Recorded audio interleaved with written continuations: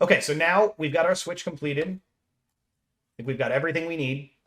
Now let's go to the generator actor.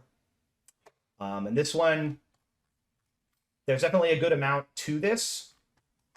So we'll try to get through this as quickly and cleanly as possible. We're actually going to make the generator actor into an iPowerable.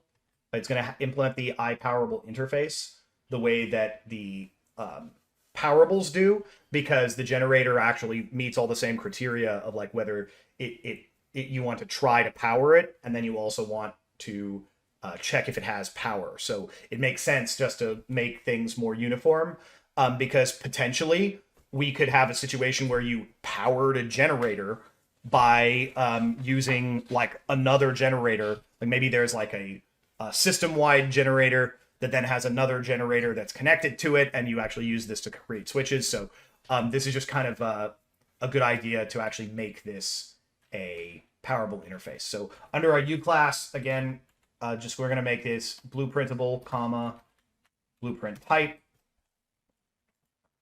And then next to where we have our public A actor as the parent, we do comma, public I powerable interface.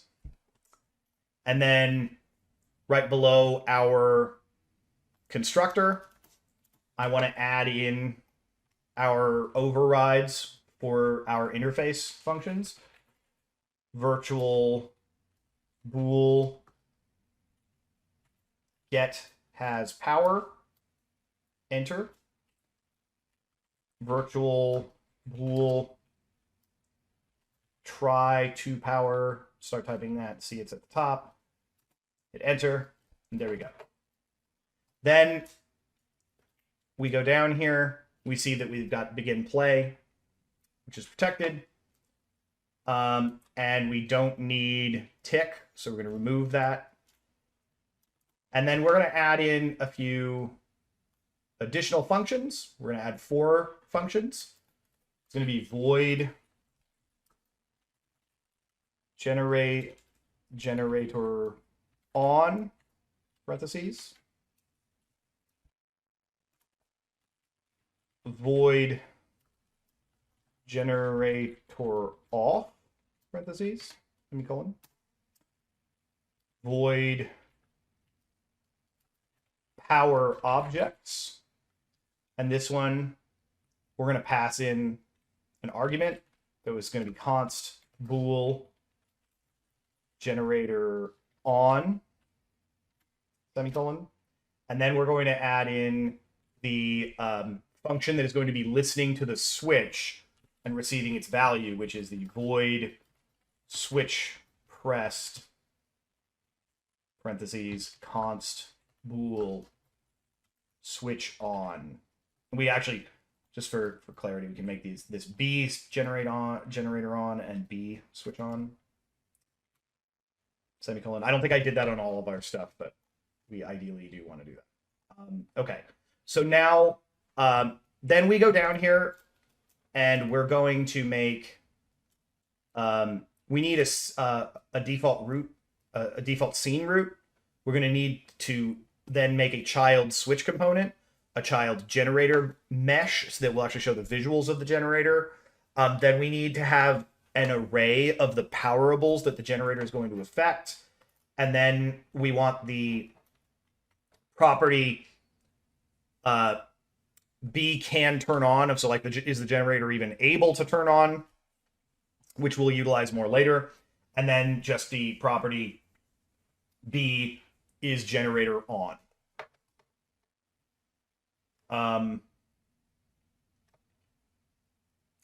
And so first I'm going to use U property.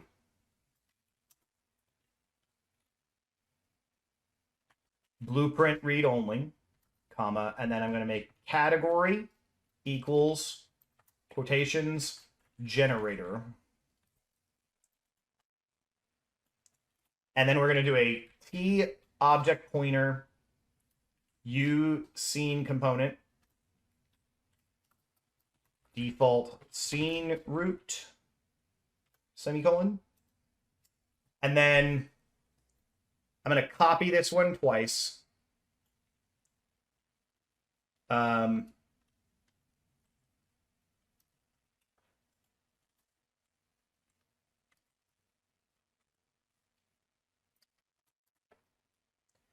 so for the next one, I'm going to make it, instead of a uScene component, it's going to be a uSwitch component, which is ours.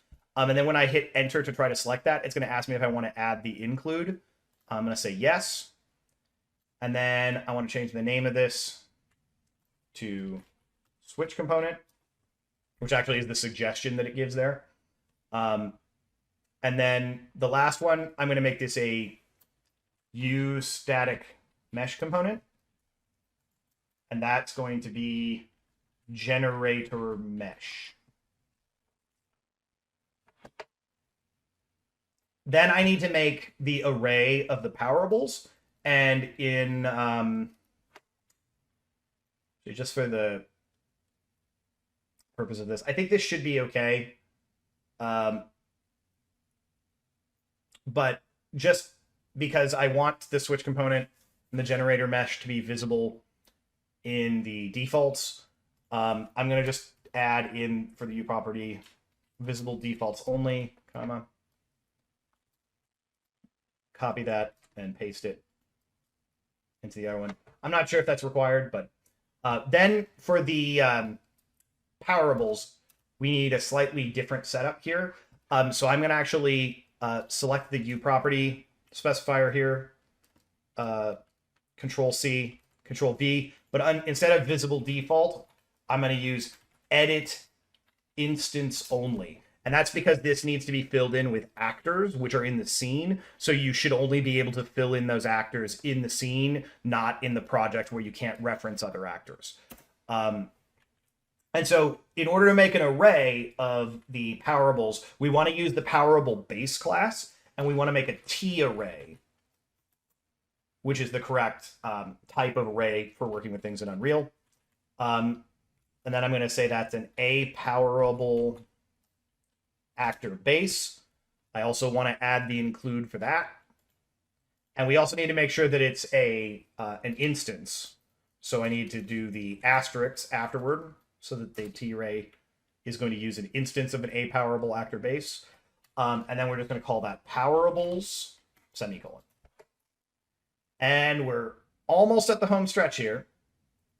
So now I'm actually going to copy the one uProperty specifier from the top here that says blueprint read only, category generator, and paste that down there. And then I'm going to make it a bool b can turn on equals true. Now it's really important to actually specify that this can turn on by default, because we're not going to be modifying this anywhere in the code just yet. So we want to make sure that that does actually start as true, so that the generator will actually work. And then in future lessons, we're going to discuss how we can make it so that the generator can't turn on, such as if it's out of fuel or if it's been destroyed in some way. Then that way we'll see that affects things. Okay, so we have that B can turn on. We're going to copy this whole thing and just make one more uProperty bool. And this one is going to be called B is generator on. And that one we're going to default to false. And okay, so then I think we have all that stuff. Now what we need to do is we need to implement our functions. So we can select get has power, alt enter, generate definition. Go back. Select try to power, alt enter, generate definition. Go back to the .h. Select your generator on, alt enter, generate definition. Generator off, alt enter, generate definition. Go back to header. Alt enter, generate definition for the power objects. And then switch pressed. Alt enter, generate definition. And then, of course, because we, you see it's complaining to us that we have this tick that we didn't declare in our header. So we don't want to have a definition for a function that we didn't declare. And let's see if we can get through this quickly. So first, we're going to need to do some setup of the attachments and the sub-objects that we're setting up here in the constructor. So first, primary actor tick, B can ever tick. True, we don't want that. So we're going to set that to false. And then we need to first set up a default scene root. And if you remember, we had a default scene root in the Powerable Actor base. So I can click on the Powerable Actor base CPP. And I can just grab this entire thing because we're using the same names. I can hit Control C, go to my generator actor.cpp, and I can hit Control V. And now we have our default root. And then I want to do something similar to what we did with the Powerable Spotlight actor, which is I'm going to attach a few components to the default scene root. So I'm just going to go into that Powerable Spotlight actor.cpp, and I'm going to find that where it says initialize the spotlight component. And I'm just going to grab the 2 lines for the spotlight create default sub object, and then the spotlight setup attachment, just because they want to save time copy pasting. Control C, and then I'm going to do Control V and Control V. And you'll notice that there are these red things here. That's because these are not actually valid variables for our particular class.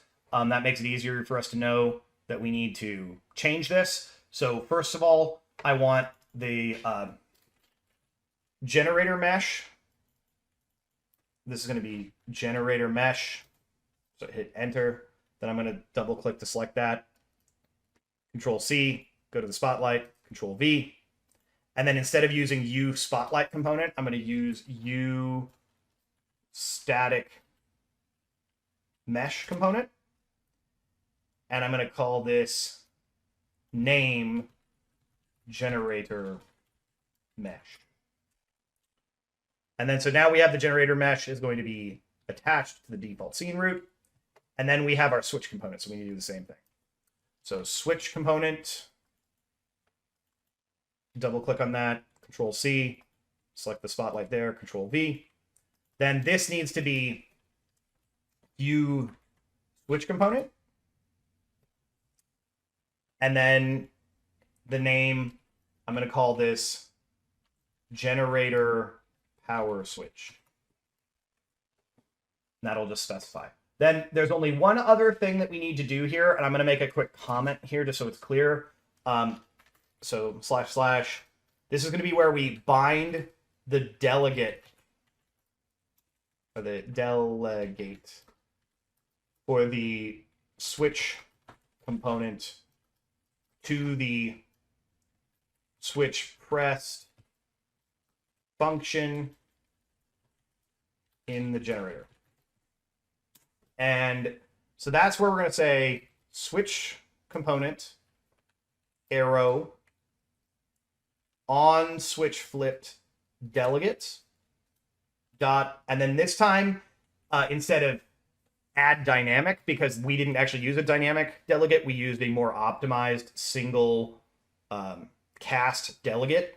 I'm just going to bind a U object. Now you could also bind a U function, but I think for right now, bind U object I know works. And so I'm going to say this is the object that we're passing it in, and then we need to use the function switch pressed. So I'm going to say the and symbol, and then if we scroll down here, we have this a generator actor switch pressed. I can just grab the where it includes the class name and the function name, select that, Control C, go up here, go to after the and then Control V, and then just close off that line with a semicolon. And so Once you're used to this, you'll realize that actually the way that events are set up in C++, if you're using these types of events, is way easier to manage and alter than it is in blueprints. And then in a subsequent lesson, we'll also talk about how if we want interfaces to be blueprintable, there's some stuff that's like more complicated and more confusing about how that works. But if you're just treating this as a C++ code base, it's actually quite straightforward. So we're done with that initialization. Then we have our get has power. This one, we just want to return the value of B is generator on. And then under try to power, we're going to do this pretty similarly to the way that we did them before. We're just going to say if power goal equals B is generator on, return false, meaning, we don't need to change anything, so there's no reason to do that. By the way, we actually can make this value const for power goal. So I can just type const in there. Actually, I'm going to jump back in my generator actor.h. And let's see. Yeah, we can do const here too. Try to power const. Okay. So if power goal equals B is generator on, return false. Otherwise, we're going to say if power goal, curly braces, we're going to call generator on, else generator off. And then after all that, we just want to return true, because we know that it completed successfully. And again, we're not utilizing that return tremendously right now, but in the future, we definitely may. Okay. Then we're going to go down to begin play. And in our begin play, we're just going to set up simple logic, which is we're going to check the switch component and see when the generator starts playing what the state of the switch component is. And then if that is not the current state of the generator, then we're just going to run the generator on or generator off respectively. So we'll say if let's say if switch component, so that we know that it's valid. And then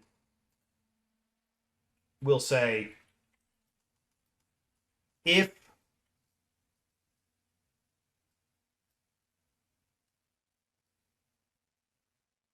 so let's see.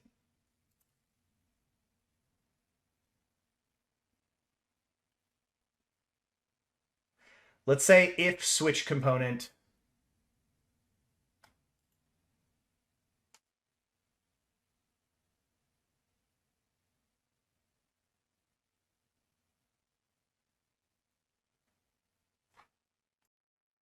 we'll do if switch component arrow get switch state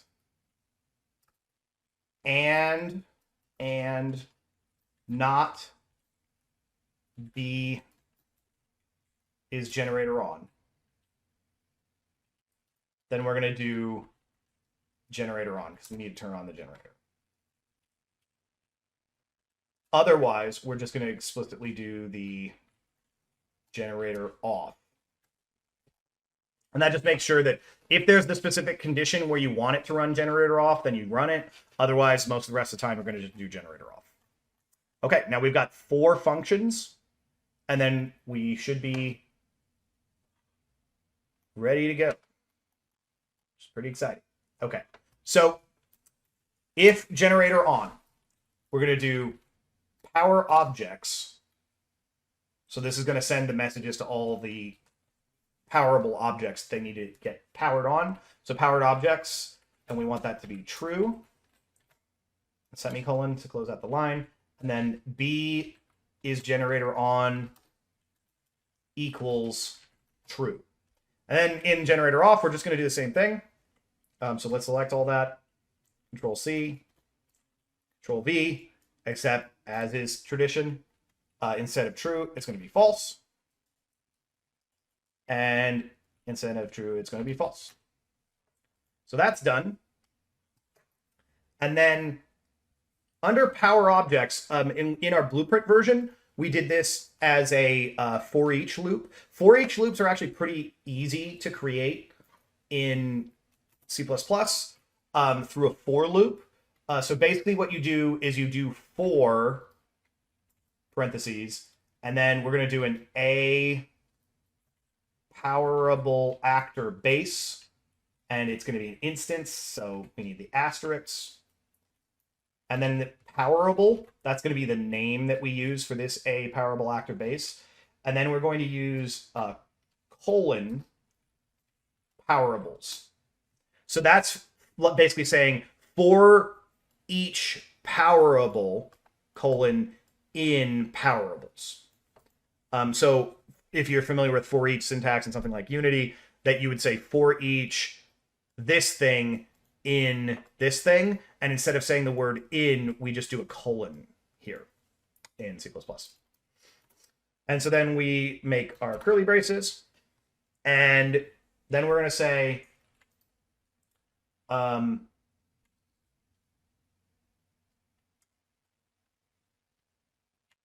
we're now going to say we want to cast this to the interface. So it's going to be an I powerable interface, which is also an instance, so we're going to want an asterisk. Powerable interface equals, and then we want to do cast, and we can hit enter just to complete that, and then that makes it a little easier to type. I powerable interface, and we want to pass in the value of the current powerable. So just the name powerable with no S. And then if powerable interface, then we're going to say powerable interface arrow try to power. And then we're going to pass in the B generator on Boolean.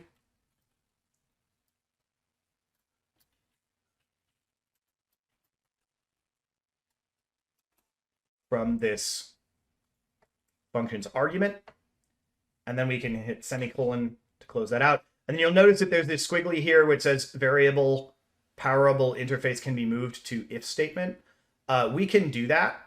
And so we can just do the show context actions, move variable to if statement. And that just makes this a little bit cleaner because now we just do what I think we did earlier, where we just define, we just declare and then assign the value, and that's within the if statement. So that basically means if this powerable interface is valid after this declaration, then we can use it there. Okay, and then I think the last thing we have to do here is switch pressed.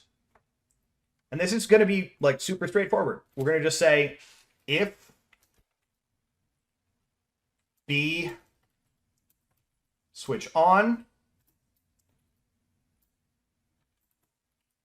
curly brackets, try to power, true, else try to power false.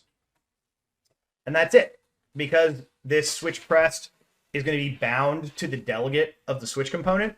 Then this should actually happen automatically when whenever that component is switched. So I'm going to go ahead and hit B to build.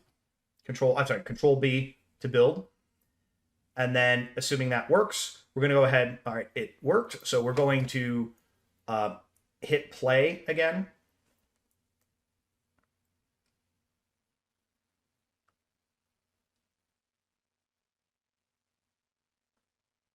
By the way, I know this is a lot of material, so I appreciate you guys sticking with it.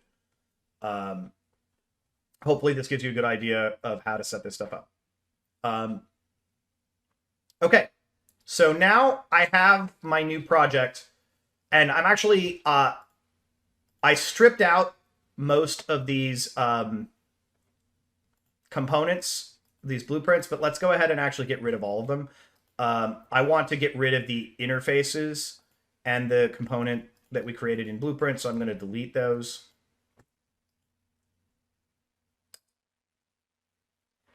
And I'll force delete there. And then the actors, I already got rid of some of them, but I have the BP Powerable base, so I could show how you do the preview equivalent C++ header. But I don't want that one either. So what I'm going to do here now, I'm going to delete that one as well. And that that might cause some issues in your map if you already had them in the map. It might pop up a warning that says to fix errors. If you need to do that, you can just click the button at the top of the outliner because it basically like lost some references. So what I'm going to do now is in the Content Blueprints Actors folder, I'm going to right click. I'm going to make a new blueprint class, and I'm going to search for our generator actor and select. And this one I'm going to call BP generator actor.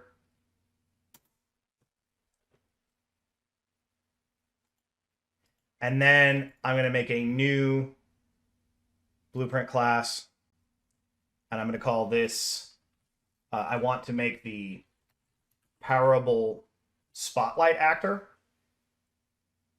So I'm going to select that one. And then this is going to be BP underscore Powerable Spotlight actor.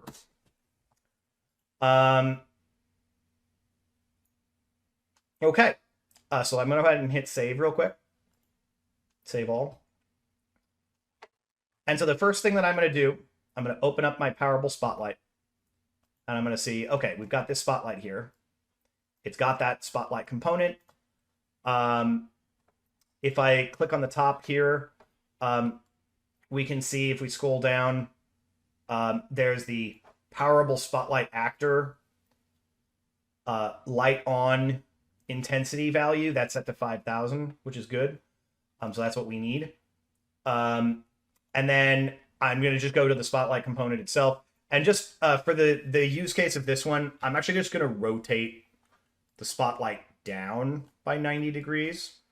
And then I'm going to set the outer cone angle to, I guess, 90 or 80. 80, I think, is the usual maximum. And then I'm going to compile that, save. And then I'm just going to drag out a few of these. So the first one I'm going to drag out on top of the player.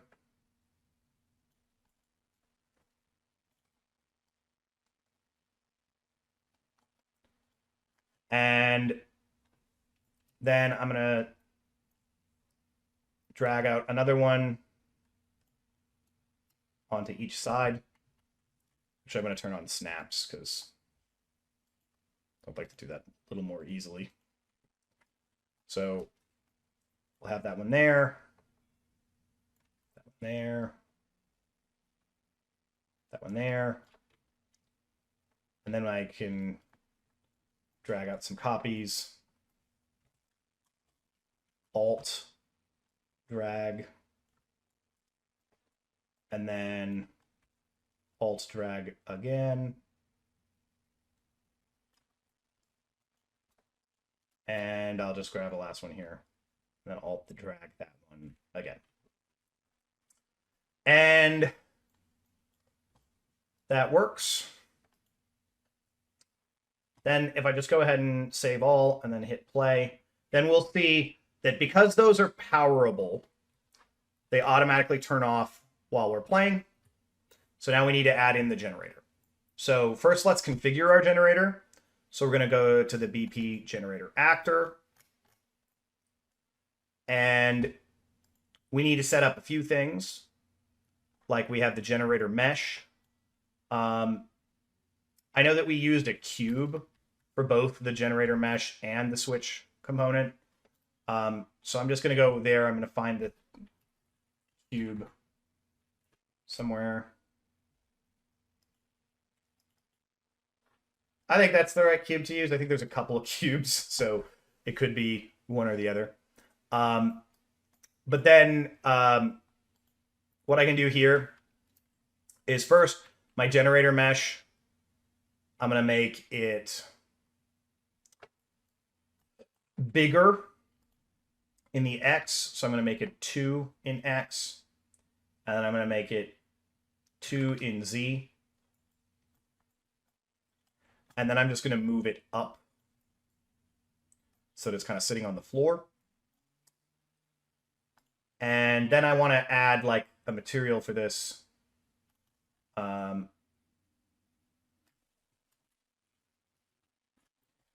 It doesn't really matter what I add to it, but let's see, maybe we can make a, I don't know, is there like a metal or something? Brushed metal, we can make it brushed metal. It's gonna look super great, I'm sure. And then in the switch component, we're gonna pull this up, and I might need to turn off the snapping so I can get it exactly where I want it. But we're going to resize this one so I can make this a little smaller, so the button's smaller.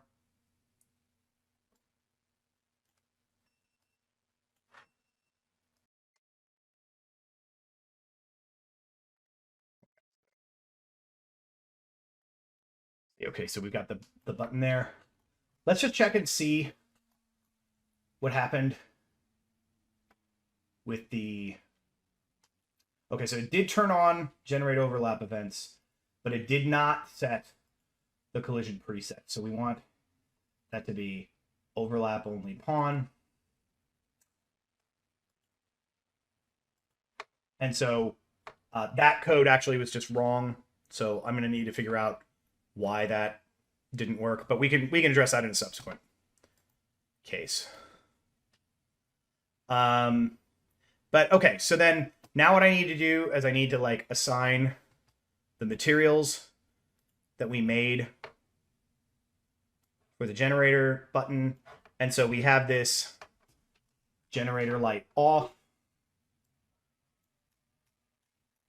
So I'm going to first drag that in to my materials. That was under content materials. I'm going to drag that into the material list here. And then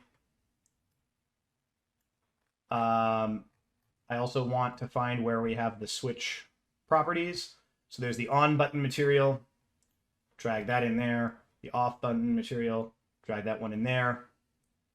And then we need the on button sound. And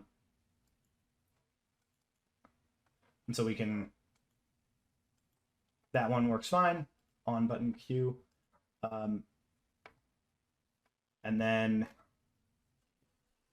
wait, I think we used invalid action before, so I'll just add invalid action to that.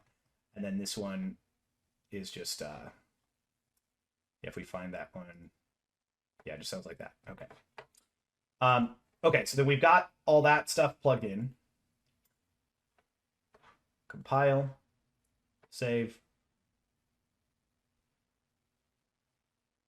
And let's go ahead and go to our blueprint actors. We see we have the blueprint for the BP generator actor. And I'm going to just drag that out.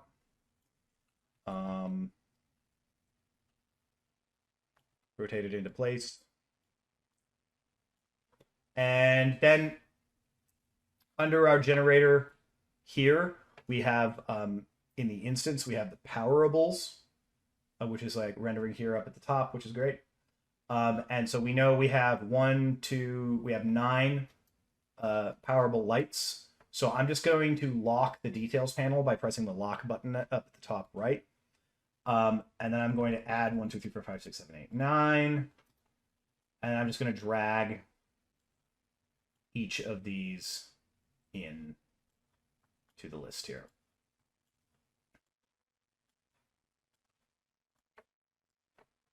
Eight and 9. Okay, then I'm going to unlock the details. I'm going to hit save all. And let's see if this works. Moment of truth. Okay, so all the lights are off. Got my generator with the generator button. Press it, turns green. All the lights come on. Press it again, turns off. You hear the off sound. On, off. On, off. Okay, that's excellent. Okay, so then hopefully you can see now from what we've done here. I'm going to scroll out the size here a little bit. So you can see that although this code is more challenging for someone who is less familiar with writing code in Unreal C++, in a lot of ways, the actual management and implementation of this is easier than it is in Blueprints, because Blueprints has a really like cumbersome interface and a lot of moving parts that you have to interact with. So once you get used to writing C++ in Unreal, it's actually kind of hard to beat it. And most people who know how to write C++ for Unreal would rather do that than Blueprints in most cases. The only thing that's beneficial with Blueprints, if you know how to do things in C++, is that sometimes it can provide you a framework that makes it easier for you to know what is an option that's available to you if you're trying to explore using an API that you haven't used before. But in general, that's a good starting point. And so in our next video series, we're going to talk about how we add more advanced features and functionality to this generator game. But thank you, everybody. I really appreciate you sticking in for this. And I'll see you in the next one.